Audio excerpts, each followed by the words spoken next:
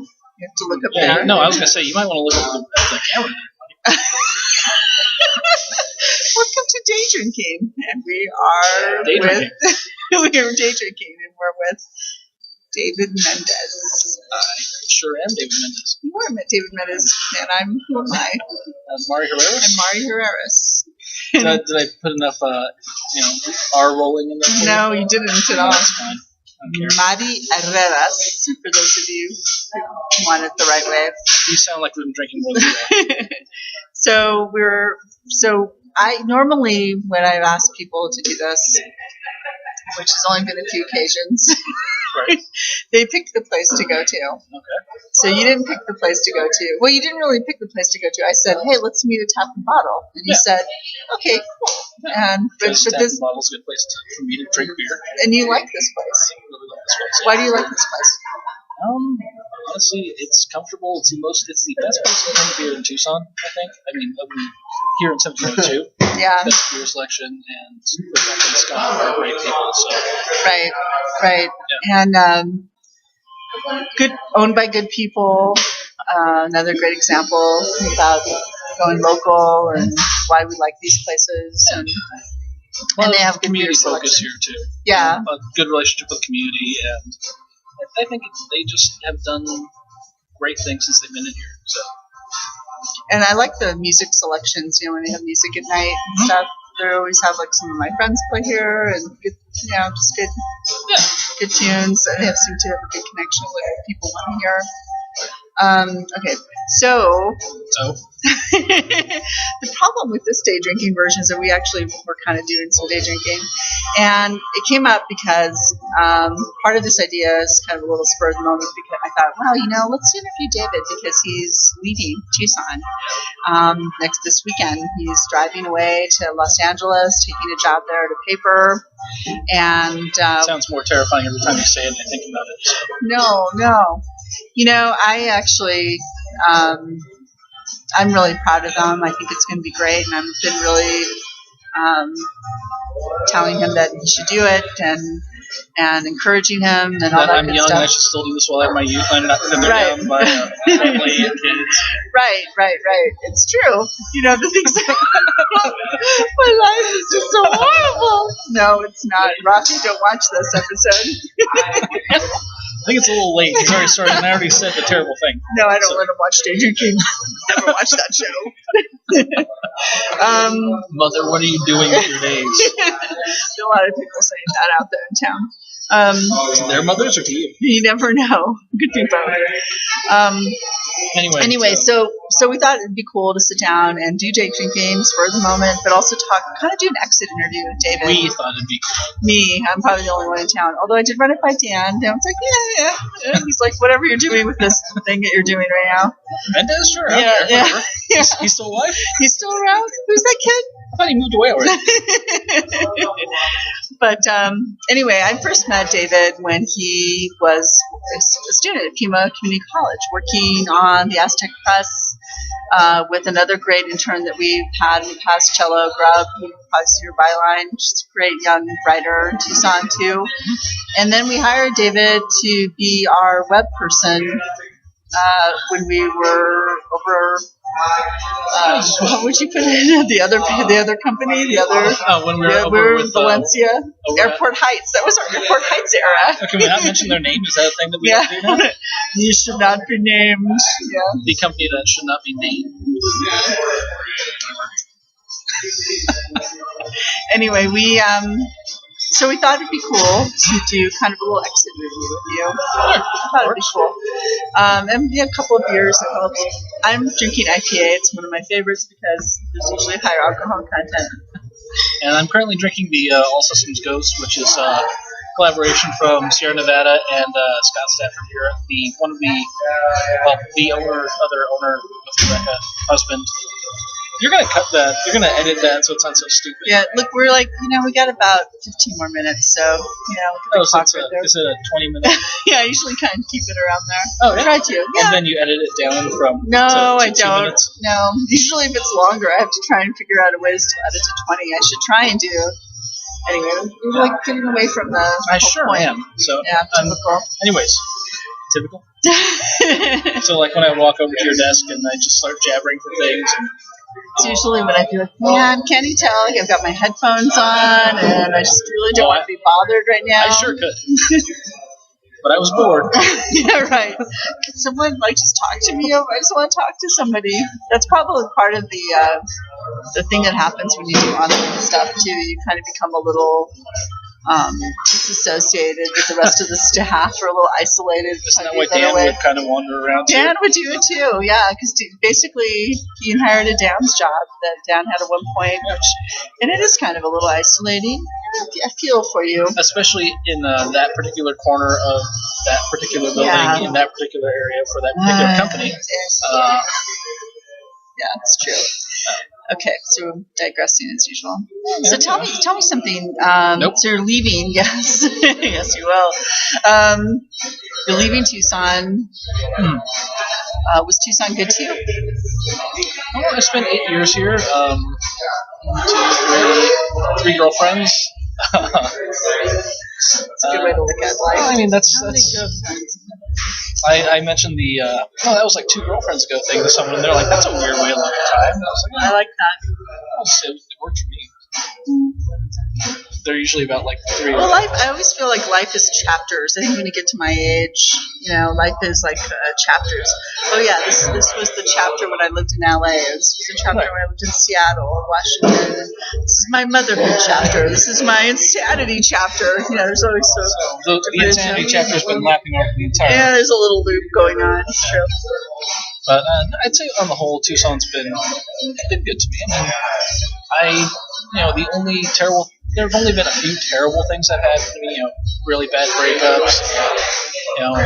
Job issues. Getting jumped once. That was a thing. But, wow. Yeah, it was whatever. I didn't know about that. Oh, I was wandering down. This one I lived downtown at 6th and Broadway. And I was walking back from Hotel Congress with my then girlfriend, and this guy was pressed up against the window of what is now, I want to say, this restaurant that just opened up at 6th and Broadway. Yes. Yeah, I can't remember the name of it. I'm sure it's a great establishment. But I was walking past, and I had a few drinks, and this guy, so I didn't really react too well. This guy heard footsteps coming from behind me, knocked me into a wall, and started punching me. Whoa. I have no idea why. Weird. Yeah. I was able to get my arm around his neck, just kind of hold him there until his friend was kind of like, all right, we should stop this, and hold him up. Because he had a completely sober friend there with him. So that was cool. Weird. Yeah. Good to bring sober friends with you wherever you go. Yeah, it's great that guy held, was like, oh, well, I'll just watch this and see what happens. Right. Remind me, how much can I swear on this? We're not, it's not FCC or something. I mean, I know, but I'm just wondering if you're how. I think I said the F word, the first one that we did. Okay, well, that's cool. Yeah. But anyway, fuck that guy. Yeah, and, sorry, dude. There's no sorry here. I came and fuck his friend. That's a good point. Yeah. Okay, we may cut that out. I'm not sure yet, but we'll see what happens. I don't know now. So Tucson, you've gone through a whole, really in 8 years, if you think about it, that's like a whole lifetime of experiences. I've been here for almost about the same time, and I've gone through a divorce and some interesting job things, and also just life junk and a breakup already, and yeah, anyway, let's not cry in our beers, David. I don't have a whole lot of beer left to cry in. Sound like you'd still do it. IPA is good. The Red Imperial, it's really tasty. So you go to Los Angeles, and do you think you're going to be thinking of us a lot? Or do you think you'll be like, absolutely wow. not. I forgot your name as soon as I walked out the door. Oh, God. You're one of my favorite interns, you know that? You really were. Well, the list there is kind of short, isn't it? Well, 7 years worth of interns. So 8 years, we're going into 8 years. The list of enjoyable interns is pretty short. That's true. Kelly Meader again. Yeah, Kelly was great. Noelle was awesome. Cello, Camp Cello was great. Mariana. Allie, Mariana. A Green. We missed you, A. I'm like 4th below A. No. We get great interns at the weekly, and sometimes we don't, which is normal, I think, for every place. But for every paper, every program. Yeah. I mean, as much as I love Aztec Press, not everyone who goes in there walks out a superstar. So. But I'd have to say this, though. Everybody I've met that has gone through that program has been great. Yeah. I think Cynthia Lancaster does a fantastic job. Cynthia she is a great instructor. She's a great teacher, and she makes you think she's like a publisher, executive editor, going through. She vets everything, makes sure that everyone knows what they're doing. Tells people, okay, this is what you have to do if you want to go and work a story and want to succeed. And she's a great photographer, great photojournalist too. So I was happy she friended me on Facebook. Not many people do. It's really sad in my life. But, self-deprecation. But I saw some amazing photos that she took during her summer break and stuff. She's pretty cool. But also the fact is that I think she takes the job seriously in the sense that she wants the kids to be ready to go into a newsroom. Yeah. And I think we've seen that that's really the case with the kids coming out of Pima. So kudos to you, Cynthia. You're great. And also you guys have just been awesome. So I think there's something really good going on there that I think needs to be appreciated. And still good things going on. I mean, they've got their outgoing editor, Andrew Paxton, he's a great writer. Oh, yeah. He's a kid. Sorry, everybody's a kid to me. I think he's actually older than me. A little bit older, it's true. But he's great people, and he's a smart guy and a good writer. They've got some good editors going in there next year who are, some next semester, who are some very talented people. And it's just an excellent program that goes under the radar here. Because everyone, when they think college papers in Tucson, thinking the Wildcat. Yeah. And I've got opinions on the Wildcat. Yeah, I do too. I mean, I'm a Wildcat alum, I suppose. Well, you were there when the name wasn't terrible yet.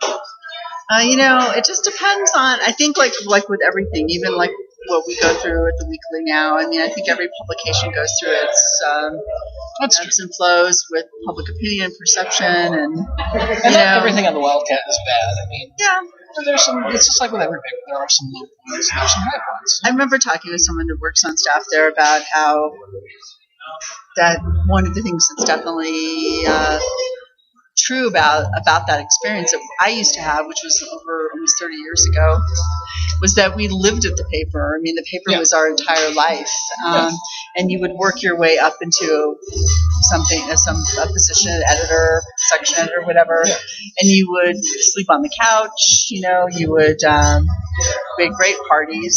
We basically lived together almost all the time. So there was that kind of special bond thing going on. Right. I don't know if that exists now, but I don't know. What did you think you had at the Aztec Press that was so different or great? Well, I mean, for one, Cynthia.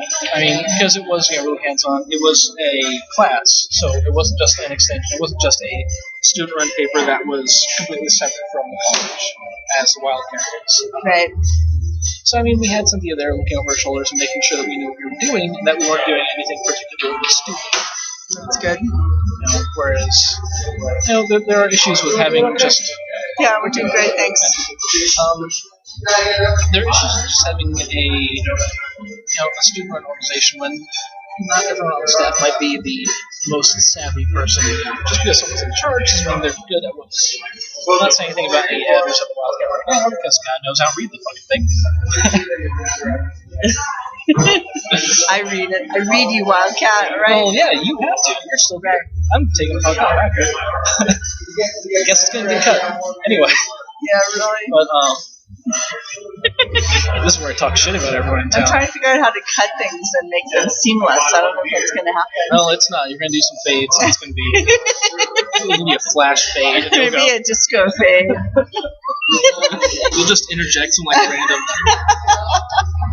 Blazing Saddles quotes or something like that. That would be good. The sheriff is near. All right, so let's treat this Let's get away with from some potential racial serious, slurs. yeah, Okay. that for sure. Let's get serious here about what we're talking about. You know, here's something. I'm going to cut you off. Well, actually, no. I want to get there. There's a point I was going to get to eventually. But regarding the Wildcat and recording, like, because you were saying that you were sleeping there. You were there all the time. Yeah, all the time. Similar thing with the Aztec Press. Like, we were there. We were like family. Yeah. They're late to the night. I wasn't a lot because I had things I wanted to do. Hold on, I'm going to change that. No, I was... Things I wanted to do. Yeah. Yeah, we all want to do things, David, but you know, it's work. It's a commitment.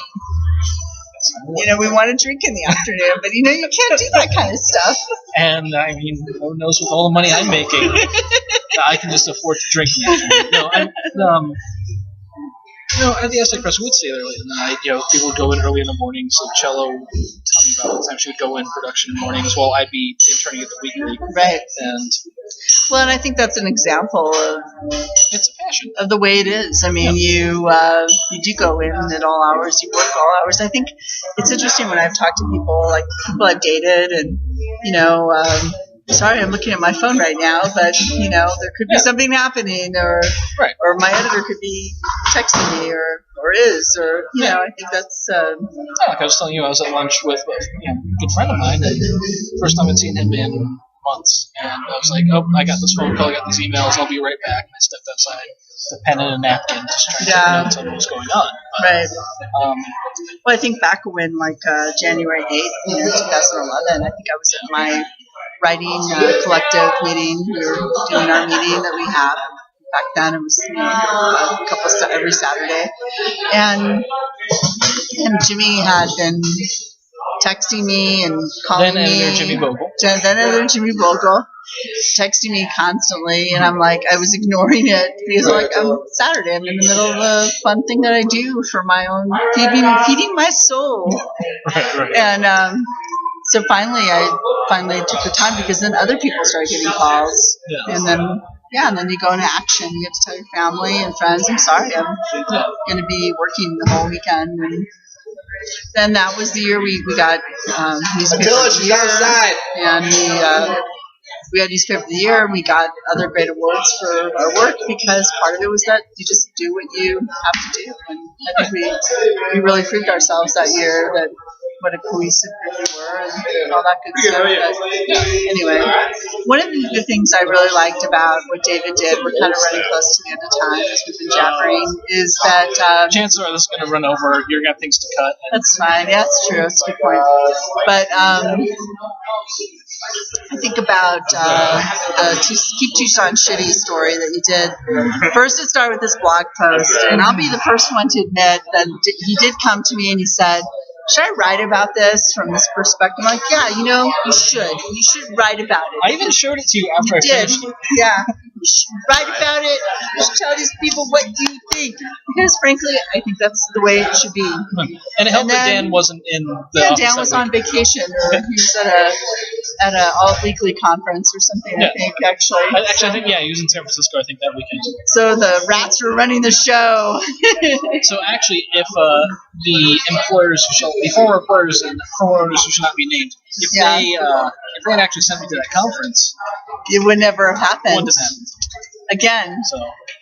Yeah, well, anyway, I'm glad it happened, frankly. I never look back at that time and think, I should never have told you to write that, or the cover story that came out of that, because, I think that's probably sometimes one of the problems that we have is that even like our little gravel lot establishment of people that have been part of Tucson life forever, sometimes you guys need to be shook up as much as anybody else, frankly. And so having someone that you want to pick on or whatever, I don't really give a crap, because I think it's our job. What are we supposed to do? Constantly caress and soothe you and make you feel better about yourselves? No, we're not. I've got jokes about that I can't say on camera. Yeah, that's good. But I don't have any regrets or any issues with what I said or what I wrote. No, not really. Because the point is, there should always be innovation in downtown. Yeah. Because for so long, downtown was a ghost ghost town. It was a wasteland. There was Congress, there was grill, and then there was grill and vodka. I mean, I have my own perceptions that still may differ from yours, but that doesn't mean I'm going to, think you're a shithead or, You're not going to threaten to grind terrible things into my food. Or write in bathroom stalls or... That's the highest point of my career. That's the thing I don't think people out there really understand, that when you do that stuff, we're like, hey, that's great. Yeah. No, that was Thank you. I took an Instagram of that and put it all over my Facebook page. That was on my Facebook. The only person who didn't like it was my mother. So yeah, that's the only people. Those are the only people hurt out there. Really, are our mothers. Other than that, we don't really care. Yeah. No, I mean, it made me feel good to have someone write "fuck Dave Mendez" because they were thinking of me. Yeah, right. Exactly. I think that's the thing. You don't realize that that's what you're doing. You're empowering and that's us, totally so keep fine. doing it. You hate me, keep hating me. Your hate makes me stronger. Okay, David Mendez, we're probably going to have to stop this now. But I wanted to put that in there, I guess, the Tucson shitty thing, because, in a way I felt like I was kind of to blame for that back then. So I guess before you leave, saying I'm sorry. I'm sorry. You should not be, because it was first off, it was my first cover story with the Weekly. Yeah. Secondly, so that was good? Yeah. Secondly, honestly, it's something I enjoyed doing. It gave me a name in downtown. People would be like, okay, you're that guy. I got yelled at by a few people who should feel stupid for wasting that time. Frankly, they should. Well, I mean, a few people who misunderstood my point and thought that I was just trying to denigrate what people work for downtown when I was criticizing a specific faction of people who didn't want to grow the area, who wanted to be... Right. And that was my issue. Right. Although I also want to take special mention to say that some people who were very cool to me in conversation that talk shit about me afterwards can go straight to hell. Yeah, remember those people. See you guys later. I remember those people too. Yep. Yeah, I gave that T-shirt to someone, so you did good. I gave that to Cello. Actually. Oh, did you? Yeah, she's like, "Hey, do you want this?" I said, "Do you want this T-shirt?" When you guys were packing. When I was packing things up, and she was there watching me pack because she was already tired of my shit. You have more shit than probably you should at this age. I have way too many clothes. Hopefully you got rid of some stuff. Oh yeah, sold a bunch of things at Bookman's. Good. Because Bookman's is a fine establishment. It is a fine establishment. We all love that place. There's one thing I wanted to say about the one that I never got to because I kept rambling. Oh, yes. Because I was thinking about the aspect of, sleeping on the couch and being a part of that. And it comes down to kind of drinking the Kool-Aid in a way. Like, it makes me think of certain interns who were there at the Weekly during my time, during your time. We don't drink the Kool-Aid. Yeah, who were focused specifically on the Wildcat. And who let their other work slip because they wanted to make what they were doing at the Wildcat more prominent and more special. Those are always those challenges of bringing in interns that are also working at the Wildcat or the Stars or someplace else. And there's a lot and that's the thing about young journalists, and I'm definitely in that boat because I'm still, I'm going to my second job. Right. It's difficult to find that balance when you're trying to get yourself started. Like, how am I going to do this? What am I going to do? Yeah, and I always hope that we reiterate that to people when you guys come on. I guess I look at it this way. I think I'm your mom's age, which is funny to me because I look at you as a peer and a friend in many ways, and hope that we imparted some good stuff to you to send you off. No, because I'm still working in journalism, and the first mission of the Tucson Weekly Internship program is... Oh, that's right. We failed. Yeah. Jimmy, we failed. He's still staying in this business. That is true. As I've been told a number of times, the first mission of the Tucson Weekly Internship program is to get you the hell out of journalism and into something that is will make you money and make you happier. And I'm not going to make money, and I'm going to be marginally happy. So, though, you're young, and I see a whole incredible life ahead for you. All the mistakes I can make. Yeah, getting them out of the way now. Yeah, well, that's true too. And I think looking at people like me who befriended you and do care about you, I think I've given you some good make things. Me have feelings. Good things to think about of what you should and shouldn't do in your life, right? Knock it off. No, it's true though. No. So I think I look at it that way. I think that we do joke about that. We joke about with our interns that we're here to tell you don't want to go into this business, because if you really did want to go into this business, it requires you to drink the Kool-Aid, sleep on the couch. You have to weed out the people who don't care. Right. You do. The people who don't care enough about what they're doing, who won't hustle to go to the stores, who won't, actually put in the care and the time that's necessary to make the story good, to work with the source, and to get with people. And really become part of the community. Right.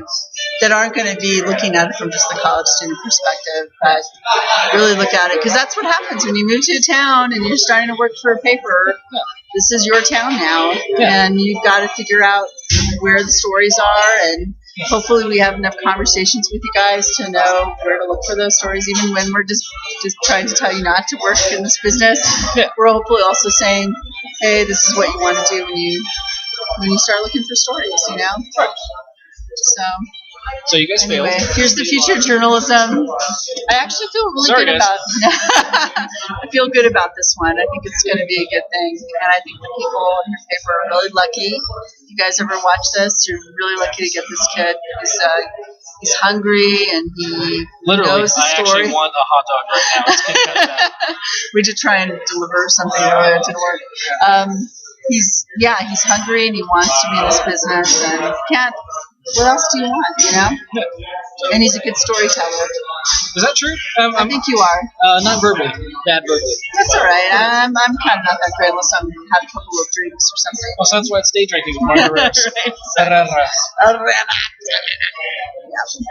All right, David Mendez. All right. I love you, kid. You're a good guy. Yeah, whatever.